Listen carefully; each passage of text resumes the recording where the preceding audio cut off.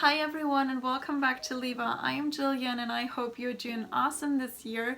In today's video I would actually like to talk about a few easy ways to grow your brain, to grow your productivity and your creativity as well.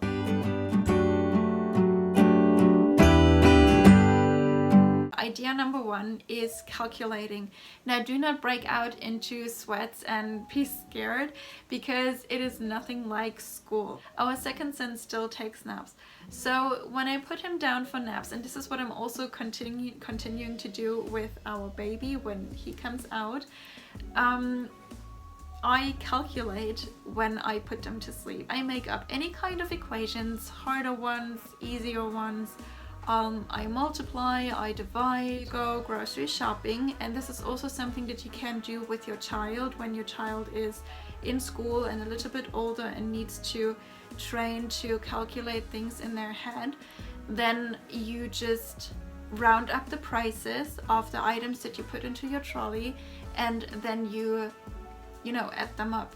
And when you're at the checkout and you get to know how much you actually have to pay, you see how close you are to the actual price. When you guess how many steps do I need to take to go from the parking space into the grocery store. This is actually a real fun game to also play with your children when they're not so happy walking. Then you're just like, hey, you know what, let's see how many steps we need from here to the traffic light over there, or from the traffic light to our front door.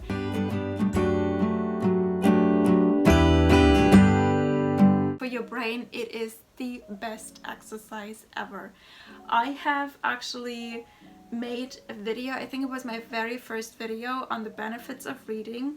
And if you want to know and go into a lot more detail on the benefits of reading, then I really recommend watching this video. If you have a baby, you can read as you breastfeed your baby and it is asleep or in your arm.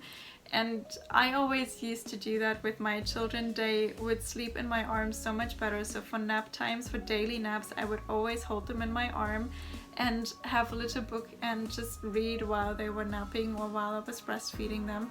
So I got a lot of reading done during that time. And usually the parents were like, oh, I don't get anything done anymore. And I was just like, well, I just read 2 books. To me it was so good because it felt like I have achieved something, I have accomplished something, and I have actually worked my brain. And that is a good way to do it. So maybe you just want to try it out, especially if you have a newborn baby. The next thing that you can do that has to do with reading is to learn a poem and recite it to your child or to your spouse, to a friend, or on any given occasion that it would fit in. I already told you that I like reading, and reading is a very big part of my life, but sometimes, especially now that the boys are older and there's so much to do right now, and the boys are home because they cannot go to kindergarten because of the lockdown and all that stuff, I do not have much time to read, but I have found a way around that, or maybe like a replacement for that, so I can still kind of read books, and this is listening to audiobooks whenever I can. So when I am in the kitchen cooking lunch or dinner and my husband is outside with the boys or engaging with the boys, then I listen to an audiobook. Or when I am cleaning, you can also do it when you're ironing or when you're just resting. I am now knitting a baby blanket for baby number 3. And while I do that, I do this in the evening hours just to unwind and relax, and I turn on an audiobook. The third group of ideas that you could do to train your brain evolve around music and dancing. So if that is the thing for you, then listen intensely. You can learn lyrics to a new song every week. Every week you're able to just sit down and Google the lyrics and sing along, and it's kind of like reciting a poem because you're learning the words of the lyrics by heart, but you can then also sing to it, and this is also very important and very, very good for your brain to have like a rhythm and all that, the harmonies. You get a better ear for all this and yeah, train your brain again. And it's really fun, of course, to be able to sing to any kind of songs that you hear on the radio or that are your favorite songs. Are you and your partner still able to dance your wedding dance? Do you still know the steps? I am pretty sure I don't know. I might, if I watched our wedding video a couple of times, but I'm sure I cannot do it right away. My husband and I have to try tonight. You can also learn a choreography of a very cool dance song with your spouse, with your sister, with your children. They always love to do that when mommy and papi are goofing around in the living room with them. Maybe you also think it's time for a new bedtime ritual. Then you can blow off the dust of your old notes and play your children a lullaby before bedtime, and maybe you can actually like teach them a few songs as well if they're old enough. If you're not able to play the piano or any other instrument, but your children show interest in it and are old enough, then maybe you can go to music lessons together. This is something very engaging for your brain. It is something very creative, but also very relaxing and also expressive. Like, music is super expressive, emotionally expressive. Listening to classical music, going to the theater or to a musical or to a concert is also something very engaging. It is cultural, and that is like cultural education is super important. It gives you a lot of good motivation to be productive, to be creative as well, and gives your brain a lot of input and a lot of information to work out and to think about, and they're really important and really interesting and fun. I know at the moment it's not possible so much as it used to be like 2 years ago, but yeah, this is just the way it is right now, and whenever you're able and allowed to, then just take the opportunity and go.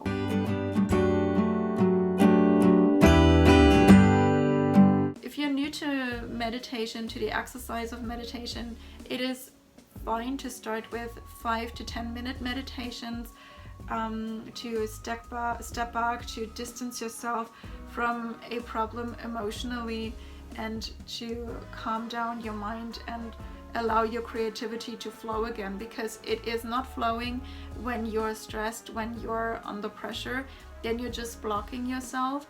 But when you're calm and relaxed and, you know, have distanced yourself a little bit from the problem and can see it more clearly, then you allow your creativity to flow again. We have to learn to focus for a longer amount of time, because usually we don't do that anymore. We have to learn to calm down and practice patience. Sometimes we make very rushed and not very well thought through decisions because things are so hectic and so pressing. People come to us and want us to do the task and solve a problem immediately, like right away, and we're so stressed that we do not think of the best decisions. So meditation can help us to calm down, to still our mind, and to think more clearly, and thus make better decisions too.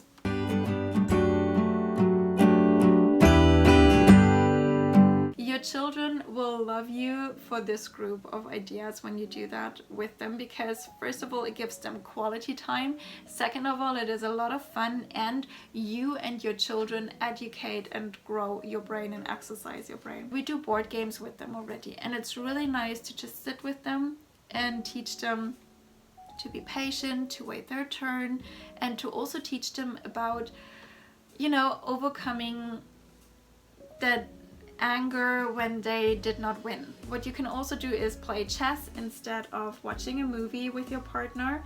I always love to do that with my husband. We're not doing it often enough. We should do it more often, but I really love playing chess with him. Next thing on the list are skills.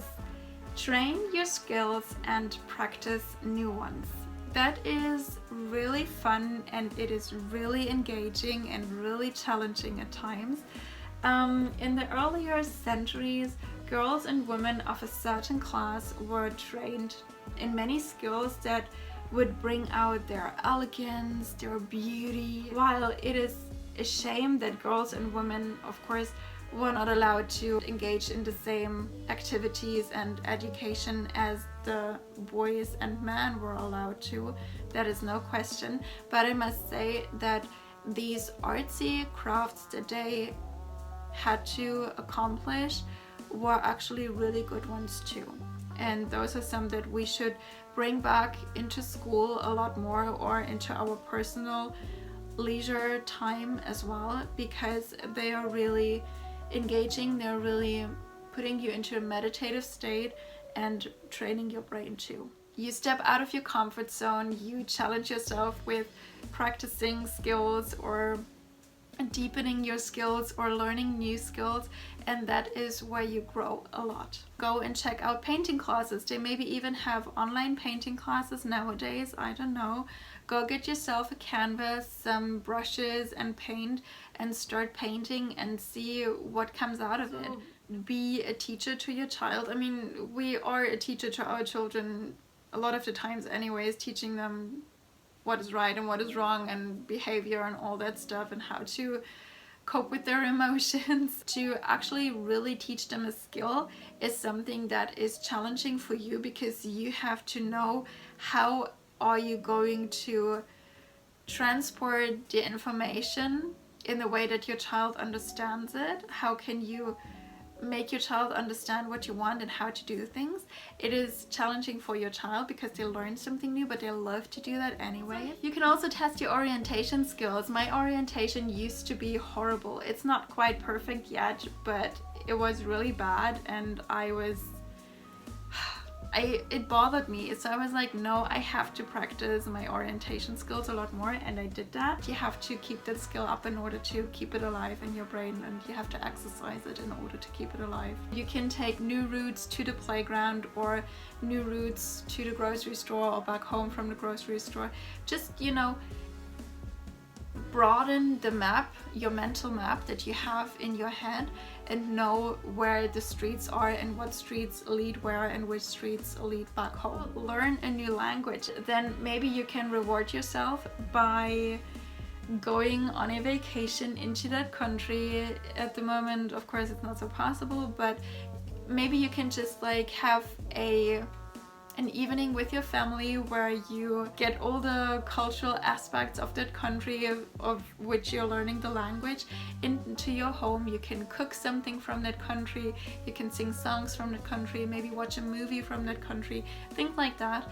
And that will just make it so much more fun to learn a new language, especially when you are able to practice it like in the outside real world, like when you really go to that country at one point and you're able to understand a little bit and maybe even talk with the people a little, and they appreciate it so much. You can also sew like clothes, or can crochet a toy for your baby or for the baby of your friend and send it to them. You know, there's a really nice activities, and knitting and crocheting actually are very meditative activities as well. So they put you in a very meditative state because you have to sit still, you have to concentrate on knitting or crocheting, and it is the same action repeated over and over and over again.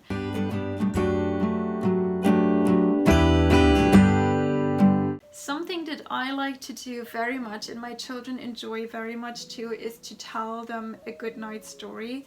I later write some of them down, those that I find very nice and where I'm like, oh, I can turn it into something good.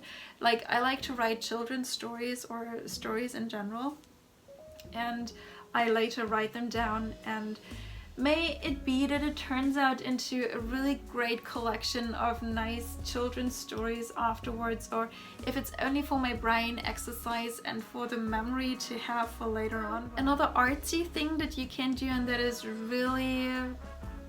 a treasure, is just to make a photo book by yourself for your baby's first year and write wishes and memories in there.